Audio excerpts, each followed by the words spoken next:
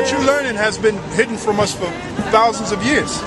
Now through the Spirit of the Lord, which He had to die on the cross for us to get this knowledge. If you knew the significance of why He went on that cross, man, you'd never look at that the same again. He had to die for us to get this knowledge. That's right. From His Father. And that's how the Lord is gathering His elect, by the word being out and preached out here. And then the ones like yourself, you know, you heard the word.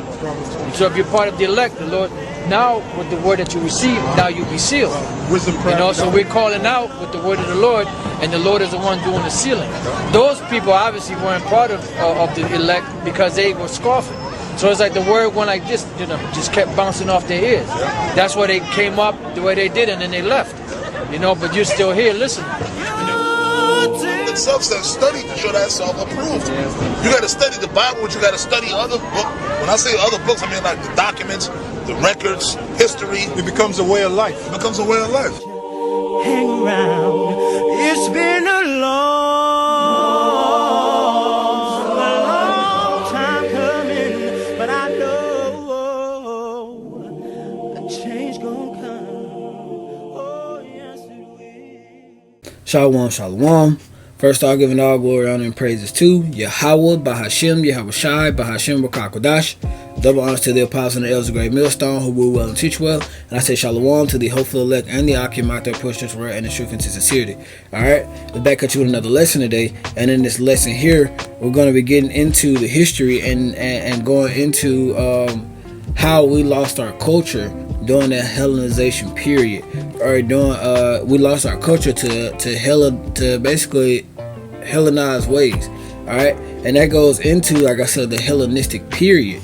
Alright, we're going to open up with a scripture, and then we're going to kind of dig more into the Hellenistic period, you know, how the big role that it played as well in the major captivities. And we'll talk a little bit about that as well. Alright, so let's go to the blue letter. We're going to open up with Galatians chapter 3 and verse 28. Alright, this is Galatians chapter 3 and verse 28. This is Apostle Paul speaking here. He says, there is neither Jew nor Greek, there is neither bond nor free, there is neither male nor female, for ye are all one in Hamashiach YAHAWASHI. Alright, and what a lot of Christians will try to use this scripture to say that, you know, salvation is for everybody, or that the promise is for everyone, when it is not.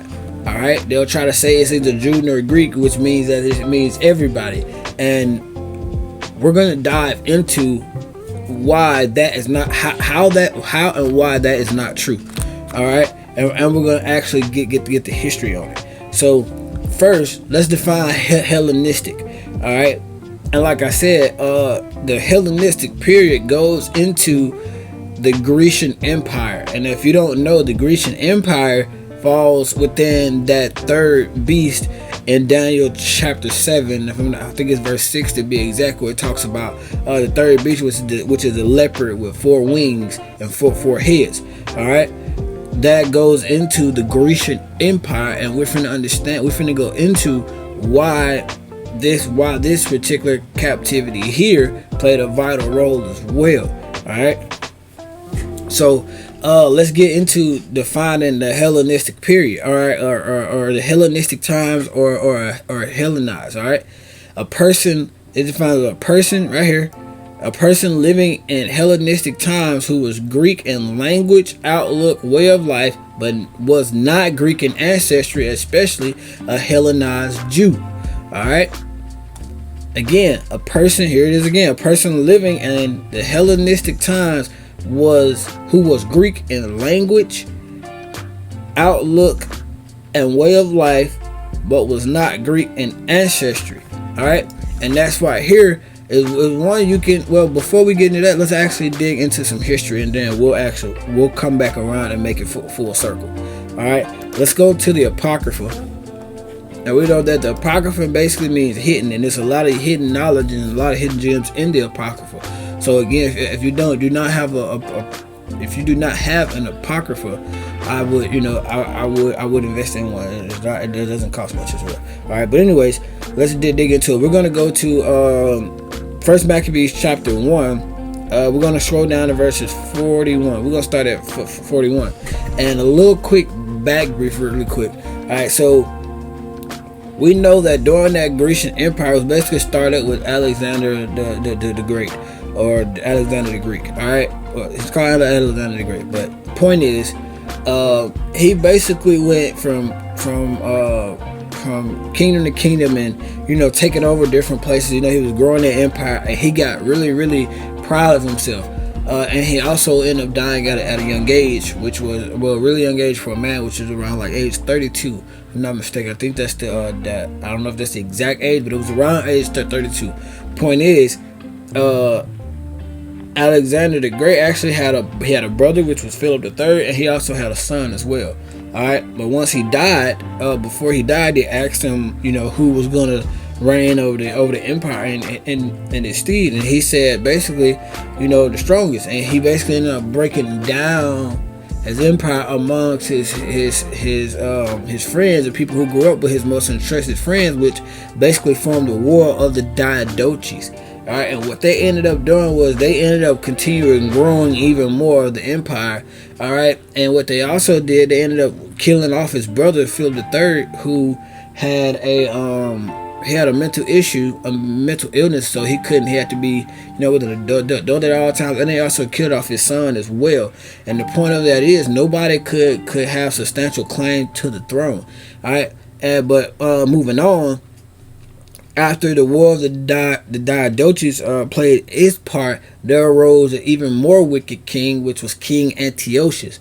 All right, and he was even more wickeder than the other ones. All right, so now we're kind of brought up to speed here as far as King Antiochus, so we can start here in verse 441. All right, and we're going to read down to about verse 50 or 53, if I'm not mistaken. Give me 1 second.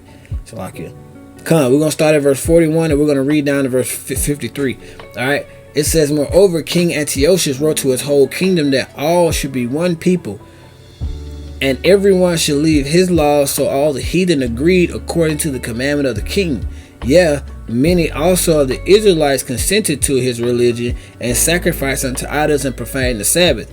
For the king had sent letters by messengers unto Jerusalem and the cities of Judah, that they should follow the strange laws of the land. All right, verse 45. And forbid burnt offerings and sacrifice and drink offerings in the temple, and that they should profane the Sabbaths and the festival days, and pollute the sanctuary of the holy people. Alright, verse 47. Set up altars and groves and chapel idols, and sacrifice swine's flesh and unclean beasts.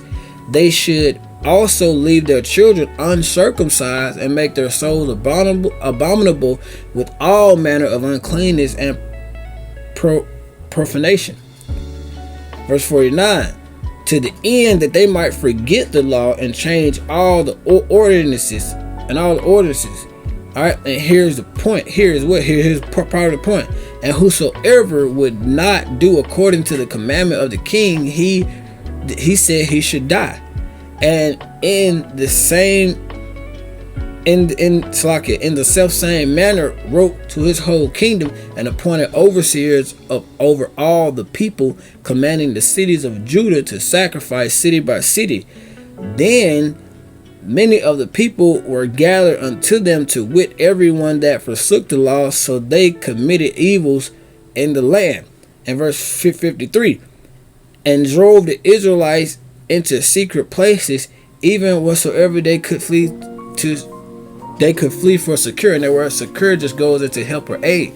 So the point here in this point is that King Antiochus basically made a decree saying that everyone should be one people, and being one people, he meant everyone should forsake the laws of YAHAWASHI and the ways and the covenant of YAHAWASHI and start following his laws. All right, and that's what was going in verse 42 here, basically saying we should leave the laws.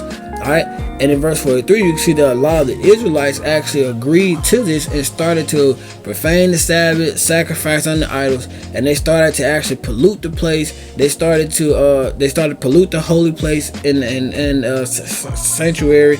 They even started leaving their children uncircumcised, which if you go into the book of Genesis, circumcision is a part of the covenant as well. And they basically went the point, and then to the end that, like I said in verse 49, that we would actually forget the whole law and change the ordinance. And he also even said that if we didn't do it, that basically we should die. Alright, so basically he's saying that if you don't forsake the laws of YAHAWASHI and come follow the laws that we have, these Greekish Hellenistic laws, that basically you're going to die. And a lot of some of the Israelites were agreed to it, and some of them they left.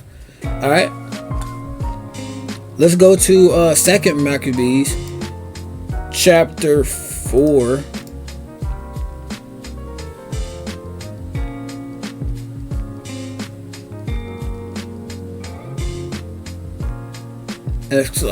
Chapter 4. We're gonna start at verse 7. We're gonna start at verse 7 and work our way down to 13. Alright, and as many of you, just a quick back brief on this part. We're going to be talking about Jason here, who was the brother of Ananias. Ananias was a high priest who basically did everything the right way to the best of his abilities. Alright, but he had a wicked brother, Jason, who was undermining him to take his position and to even be more wickeder than, you always have that one Jake.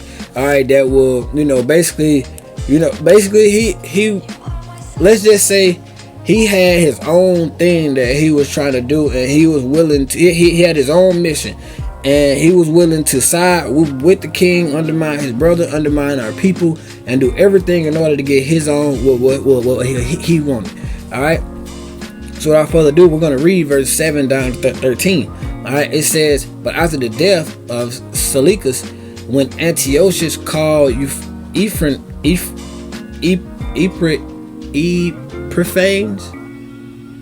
alright, took the kingdom, Jason, the brother of Ananias, labored underhand to be high priest. Now he know that Ananias, his brother, was already the high priest. Alright, so he's laboring underhand, he's undermining him to be the high priest. Alright, verse 8, promising unto the king by insertion 360 talents of silver and another revenue of 80 talents. All right. Besides this, he promised to assign another 150 more if he might have a license to set him up a place for exercise and for the training up of youth in the fashions of the heathen, and to write them of Jerusalem by the name of Antiochus, which when the king had granted, he had gotten into his hand the rule, he forthwith brought his own nation into Greek fashion, and the royal privileges granted of special favor to the Jews by the means of John, the father of Apollonius, who went ambassador to Rome for amity and aid. He took away, putting down the governments which were according to the law. He brought up new customs against the law. For he built gladly a place of exercise under the tower itself, and brought the chief young men under his subjection, and made them wear a hat. For such was the height of Greek fashions, and increase of heathenish manners, through the exceeding profaneness of Jason, that ungodly wretched, no high priest. So what Jason did was he basically sided with the king and pushed us so high into those heathenism and Greekish fashions. He brought his own nation of people into Greek fashion just so he can try to undermine his brother and become a high priest of his own. So we even had people that were amongst us who were siding with the kings to undermine us as a whole for their own selfish gain, and that was Jason here. All right. So the point of the lesson here is going into, like, these are a lot of things that took place and helped us lose our way and lose our culture through this Hellenistic period and these Hellenish manners. All right, let's go to let's keep it in 2nd Maccabees. We're gonna go to chapter 6.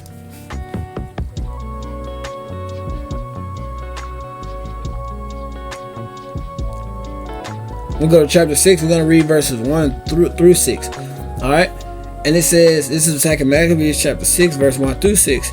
Not long after this, the king sent an old man of Athens to compel the Jews to depart from the laws of their fathers and not to live after the ways of the Most High, and to pollute also the temple of Jerusalem, and to call it the temple of Jupiter Olympus, and that in Gerizim of Jupiter, the defender of strangers, as they did desire that dwell in the place. The coming of this mischief was sore and grievous to the people, for the temple was filled with rot and reveling by the Gentiles who dallied with harlots, and had to go do with women within the circuit of the holy places, and besides that brought the things that were not lawful. The altar was also filled with profane things which the law forbiddeth. And here's the point. Neither was it lawful for a man to keep the Sabbath days or ancient feasts, or to profess himself at all to be a Jew. Alright? So not only did we get this decree from the king to step away from the laws and the ways of YAHAWASHI, or we would die. And then after that, we had Jason, who also pushed us even further into the Greekish or Hellenistic ways and fashions, and even brought up the young children up in that ways. Now it's even to the point where it became against the law to even keep the Sabbath, to keep the ancient days, or even to profess ourselves at all to be Jew. All right. So now let's go to we're gonna go back to the blue letter. Let's get Acts chapter 1. Let's look at Acts chapter 6 and verse 1. All right. So, like I said, let's the point there is a quick rundown again. Antiochus gave that decree to go into those Hellenistic ways and that law, and forsake the law of YAHAWASHI and the ways of YAHAWASHI, or die. Then we had Jason, who were undermining his brother Ananias to become high priest, and even bringing the young men up in those ways, which brought the height to the Greekish fashions. And then after that, it even became unlawful to even call ourselves Jews. It became unlawful to even keep the ways of Yahweh and the law of YAHAWASHI. It became against the law to keep the Sabbath and the ancient feast days.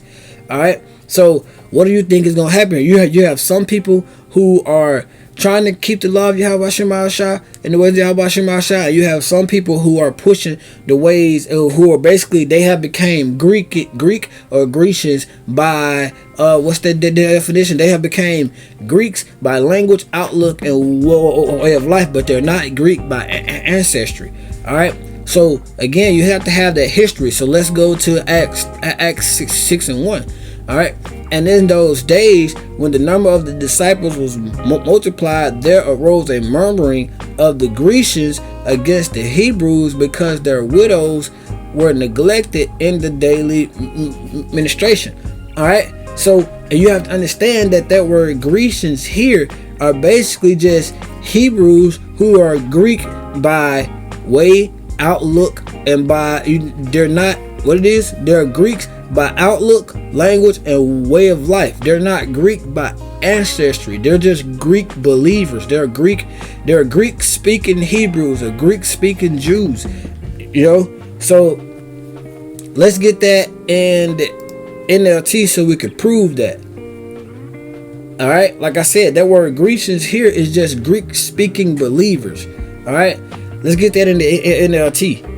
All right, here it is, Acts 6 and 1 NLT. But as the believers rapidly multiplied, there were rumbling of discontent. The Greek-speaking believers complained about the Greek-speaking believers complained about the Hebrew-speaking believers, saying that their widows were being discriminated against in the daily distribution of food. So basically, there is, I don't know if war is a great word, but there is tension amongst the Hebrews, because you have you have Hebrews who are Greek, like I said, but they're Greek based on outlook and way of life and language. They're basically speaking the Greek now. There's Greek speaking believers. They're not actually Greeks. They're Hebrews who just believe that they're Greeks, but they're not Greeks by ancestry at all or by blood. All right. But the point is here in verse 6, they're complaining, or they're actually they have this tension between the Greek speaking believers and the Hebrew speaking believers. Basically what they're saying is it is tension between those who have decided to uphold this decree that the king sent, and there's tension between them and the ones who say, hey, we're not going to walk away from Yahawah, the ways and the laws of YAHAWASHI. So basically their wives are being discriminated against here. So it also this created a lot of tension amongst ourselves. All right,